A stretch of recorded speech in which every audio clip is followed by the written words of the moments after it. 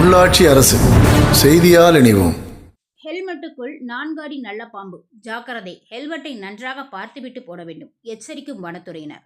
கோவை கொடிசி அருகே உள்ள Lulu mall warehouse பார்க்கிங்கில் புல்லட் வாகனம் நின்று கொண்டிருந்தது. அந்த வாகனத்தில் பக்கவாட்டில் ஹெல்மெட் தொங்கவிடப்பட்டிருந்தது. இந்த நிலையில் அந்த பகுதியில் வந்த நல்ல பாம்பு அந்த ஹெல்மெட்டுக்குள் புகுந்துள்ளது. இருசக்கர வாகன உரிமையாளர் சங்கர் திடீரென்று பார்த்தபொழுது உள்ளே பாம்பு இருந்ததால் அதிர்ச்சி அடைந்தார்.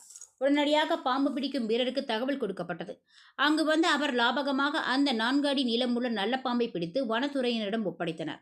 கோவையில் காலை வேளையில் மிகவும் குளிராக இருப்பதால் மிதமான வெப்பத்தை தேடி இதுபோன்ற பாம்புகள் வருகிறது என வனத்துறை சார்பில் தெரிவிக்கப்பட்டது. ஆகவே பொதுமக்கள் ஹெல்மெட் போடும்பொழுது நன்றாக கவனித்துவிட்டு போட வேண்டும் என எச்சரிக்கை விடுத்துள்ளனர்.